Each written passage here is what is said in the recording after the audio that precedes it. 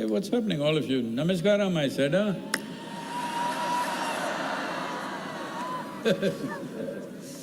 Well,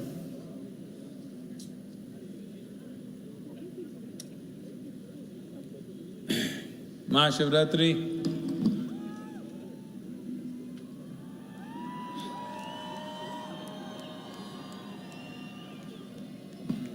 is perceived and celebrated in different contexts by different people.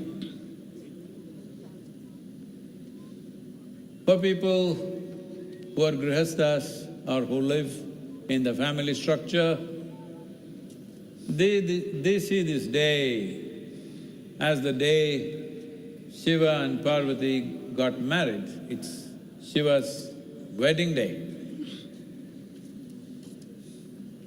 Ambitious people in the world see MahaShivRatri as a day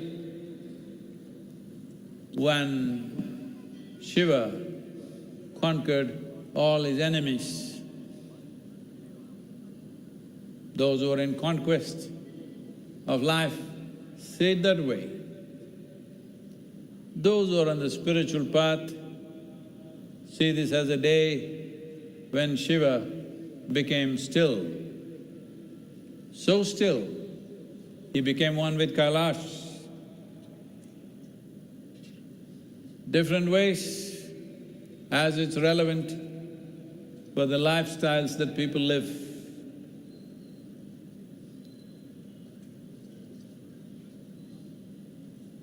Well, generally, probably most of you know the basic story of how a yogi appeared in the Himalayan region and he sat still.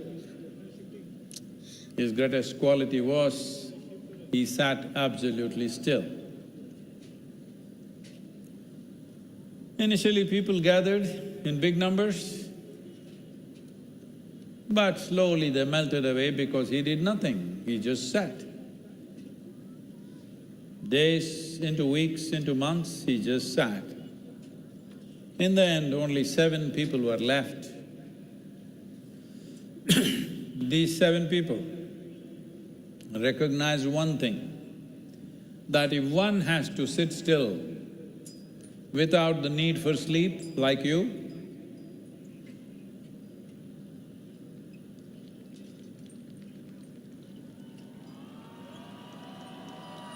rest or sleeping, is it? What's happening to the rest?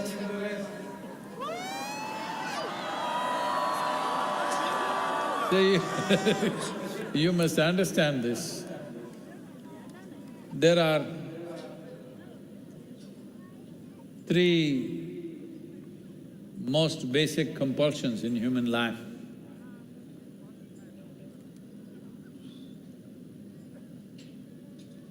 One is food, hunger.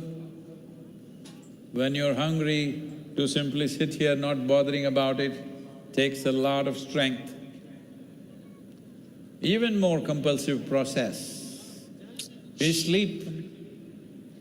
When it comes, it doesn't ask your permission, it just knocks you down. Hello?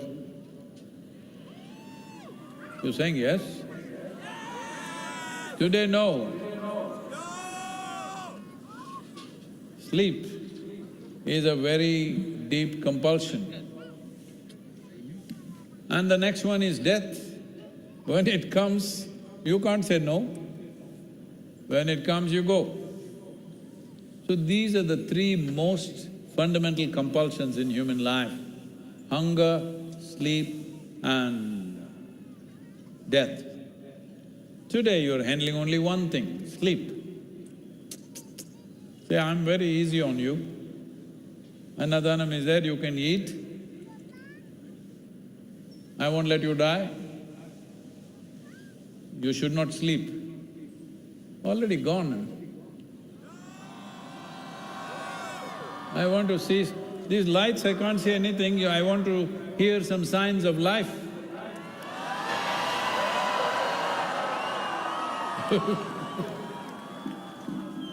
So, these 7 people hung on around him because they saw he had overcome hunger, he had overcome sleep, and he had overcome the need to relieve himself in some way.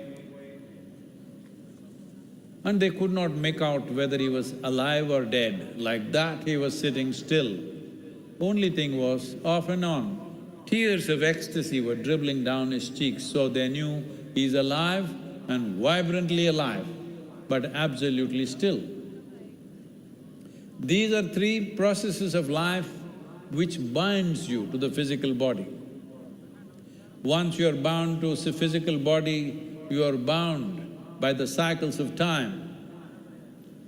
This year, towards the end of this year, we will consecrate the Kala Bhairava, which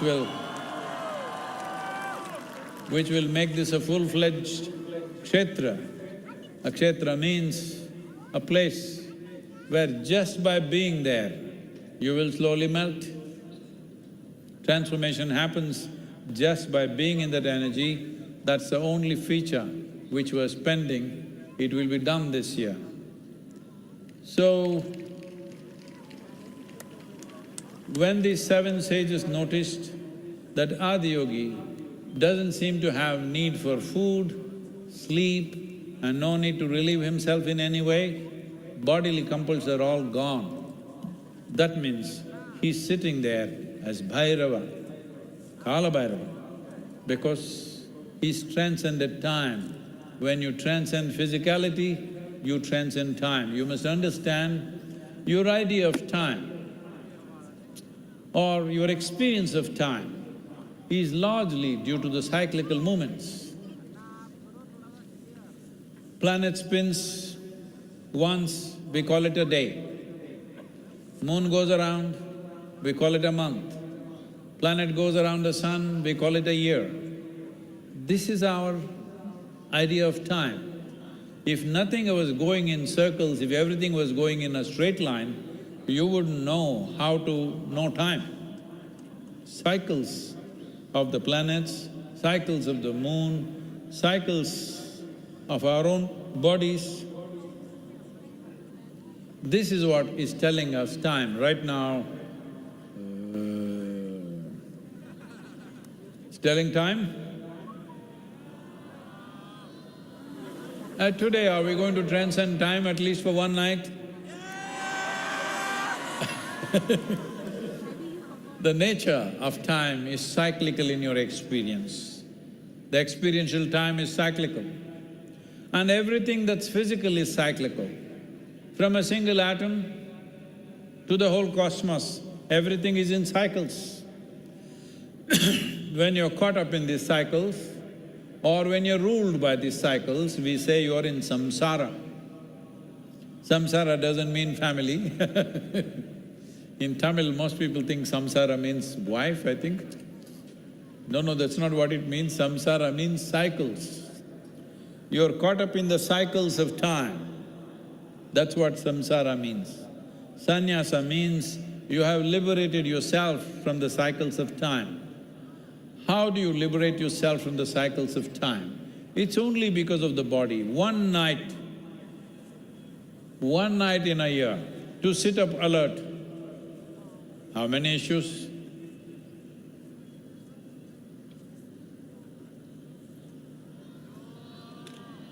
Hey, come on!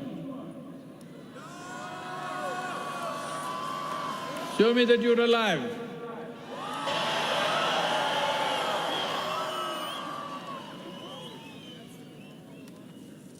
So, to sit up one night, there's a lot of struggle for a whole lot of people. But if you do enough sadhana, that even if there is a little bit, just a little bit of space between you and your body, the body that you gathered over a period of time, and yourself, if there is even a little bit of space, you will see beating time or beating sleep or beating hunger is not a challenge. Now, if one is able to transcend the physical nature, one naturally transcends time and becomes a Kala Bhairav. But these 7 people were mesmerized by his stillness and an unexplained sense of ecstasy within themselves just looking at him. Are you feeling that, looking at him? They were totally mesmerized. They spent years, they wanted to learn everything that he knows. So he said, 112 ways I will teach you. But 112 was too much for each individual. Intellectually, in terms of understanding, and experientially, in terms of being able to sustain that, was a bit too much. So he divided it into 7 parts, 16 aspects to each one of them, he taught. Each one mastered these 16 aspects. And then when he felt they have become genuinely shining beings, he said, it's time you go and share this with the rest of the world. You must leave. They did not know any other world other than him. They looked at him, we should actually leave. He said, yes, you must leave. You must take this to the world. When they were about to leave, he said, what about Guru Dakshina? You know these gurus. They looked at him, Guru Dakshina, what do we have? We don't own anything other than the loincloth that we wear. We don't have nothing to give you. What to give? They looked at each other. But he sat there nonchalantly. No, before you leave you must pay Guru Dakshina. So Agastya Muni looked into this and said, the only precious thing that I have within me is the 16 aspects, these 16 gems that I collected from you in all these years of sadhana. I place this 16 at your feet and I will go empty-handed. Everybody else took the cue and all the other 6 also did the same. And they left empty-handed after years of sadhana, years of hardship. They left with nothing in their hands. Because they left with nothing, each one of them carried 112 ways with them.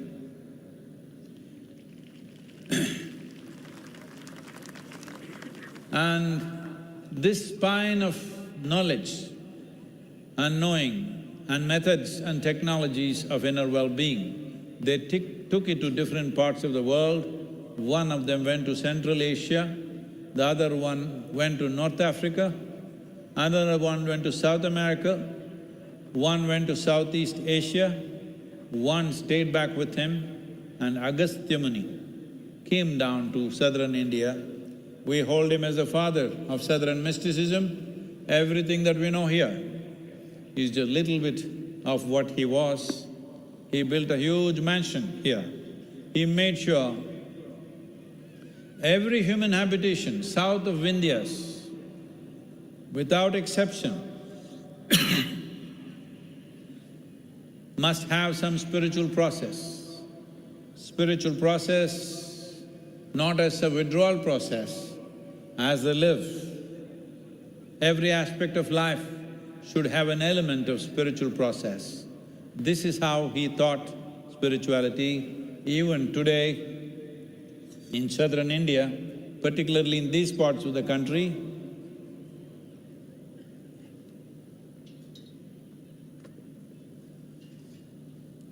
simple things that people do, you will see how they sit, how they stand, how they receive, how they give, how they eat. For all this there are postures and mudras. Even today, in remotest parts of Tamil Nadu, Karnataka, Andhra Pradesh, people are practicing this unknowingly. Lot of distortion has happened. But this is what it is. The yogic sciences on mass application became our dharma. a little diluted and distorted, but still it is working. Still it is working because the level of hardship the last few generations of people have gone through in these parts of the nation, poverty, disease, death, punishments from occupying forces, untold levels of exploitation, humiliation. They endured all this and still remain stable.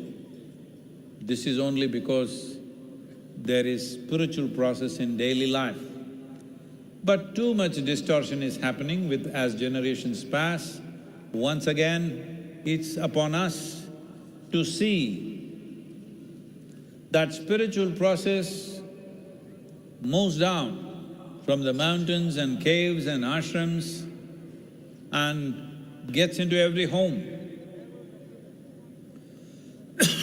I want to make sure spiritual process is not in the hands of gurus, institutions or any kind of authority.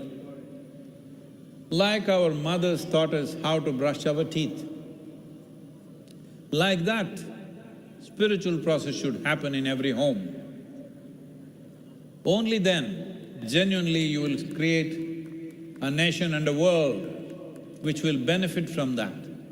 Otherwise, it'll remain the exclusive property of a few, which unfortunately it's been in the last 600 to 800 years because of variety of situations that we have faced of occupation, invasions and variety of other exploitations.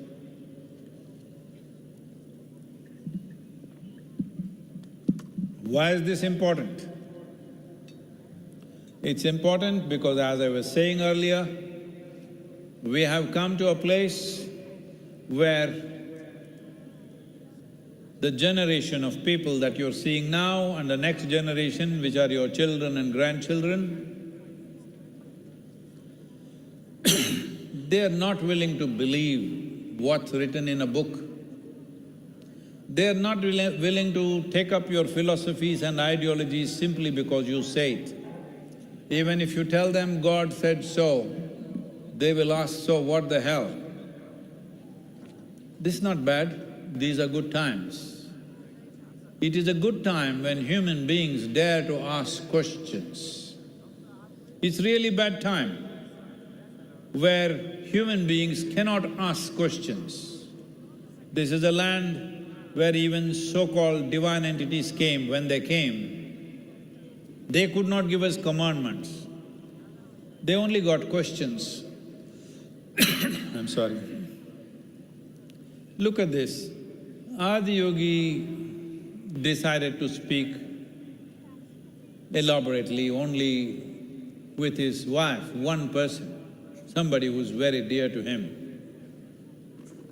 She freaks him with 1,000 questions. Krishna, a glorious being, speaks to only one guy in his life. That guy asks hundreds of questions. This is the nature of this civilization because this is a land of seekers. This is not a land of believers, this is a land of seekers.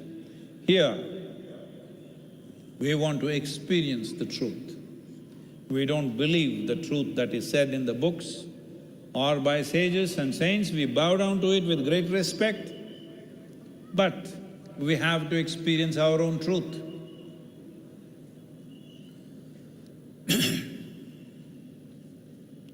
It's important to understand that this is a civilization where authority is not the truth. Truth is the only authority. This is the way forward for humanity, where truth is the only authority. Authority is not the truth. Because it's said in a holy book, it's not a truth for us. Because somebody who claims to be an agent of God, it is not a truth for us. I'm so sorry.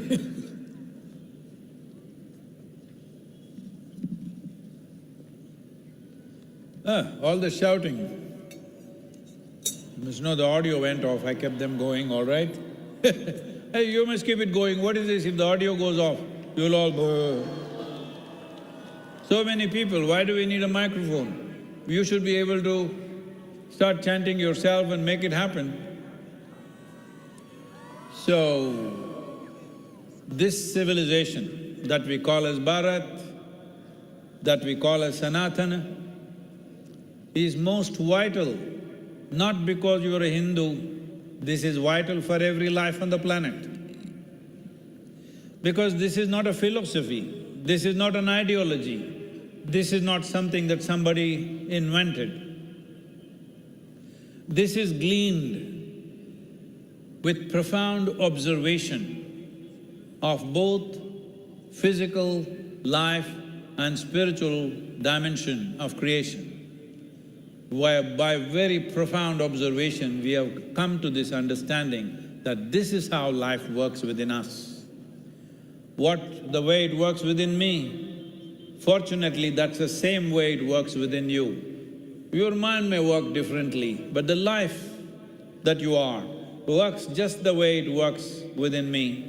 This is true for every creature, for every animal, for every bird, for every insect and worm. This is how life works. Sanatana Dharma is about that which governs life process. This is vital not just for this country, not just for the people who identify as Hindu, this is vital for every creature on this planet, this is vital for every human being on this planet. This will always be relevant for all people and all life on this planet. As a part of this, many things are being made available. Well, if you want to take a baby step, how many of you want to take a baby step? Baby step. Hey, what a shame. Are you babies or full grown-up human adults, huh? Hello? If you are a baby, you can take a baby step. When you're a grown-up adult, you must take a big step. Because last year we launched this Miracle of Mind for people who want to take baby steps, not for babies. Grown-ups who behave like babies, for them. Well, they seem to be doing okay, a few million, I don't know how many exactly, 238 countries and territories have downloaded the app. Some 21 to 22 million meditation sessions have happened. Don't clap your hands, there are 8.4 billion people and they are taking baby steps. So this year, we're making inner engineering free so that you behave like adults, take a big step. No money, Sadhguru, I don't have money. For those people, it's free. Just do it now. Within 3 days, you must register and make it happen. It's free for you because the idea is knowledge should live in people. Knowledge not to be stored in books, knowledge not to be stored in somebody's heads, it should live and reverberate in everybody's life. That is the idea of spiritual knowledge. Let's make it happen this year, that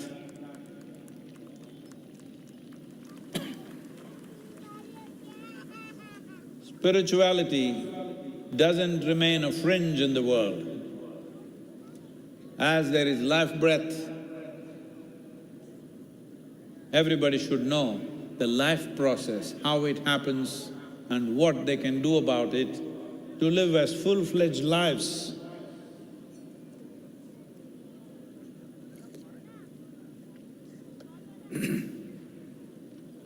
Full-fledged life does not mean you just spend your life to eat, sleep, reproduce and die one day. Nothing wrong with those things, everybody has to do that to some extent. But once you have come as a human being, if you just limit yourself to these fundamental activities of survival, of eating, sleeping, reproduction and dying one day, you will go unfulfilled. It's my wish and my blessing. In this generation, no human being should go unfulfilled. Those of you who are sleeping, I'm telling you, nobody should go unfulfilled. It doesn't take any special skill, some past life something, no. Nor do you need extra horns, no. If you are a living human being, it's possible for you. It just needs a little orientation in that direction. In is the only way out for this. As a part of this, many things are being done. One thing is, today we will do Yogeshwara Mahabhishekam. Are you with me? Abhishekam means essentially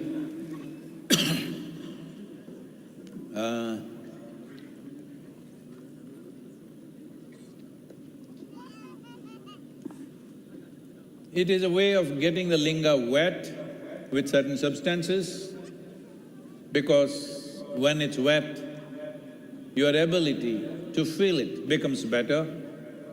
If you could give all of you a shower, no clouds in the sky, what shall I do? If we could give all of you a shower, then you would be far more receptive if your bodies were also wet, because that's how you were supposed to go into the temples, always take a dip in the kund and then go into the temple.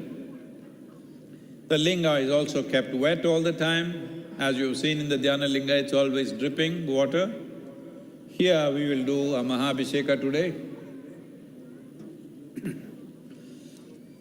Please participate. And you must do the chanting, not me, okay? I've already screamed too much. Hello? Just check your neighbor, elbow them a little bit. Hello? Make sure they're awake. You know, there is a tradition in southern India.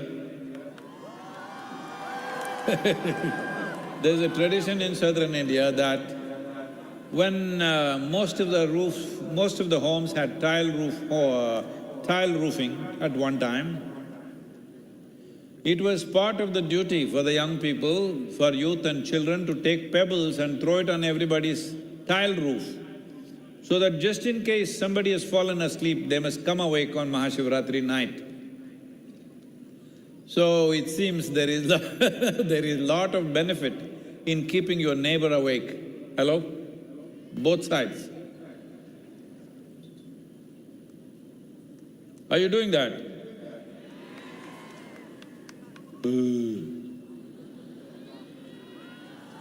Hey, what's sadhana pada? What's happening?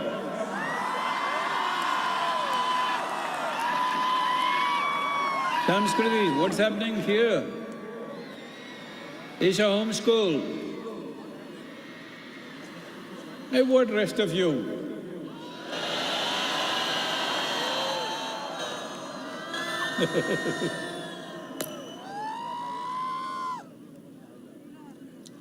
We will do the Mahabhishekam. Please, those of you who need to be there and the guests who are here also, please.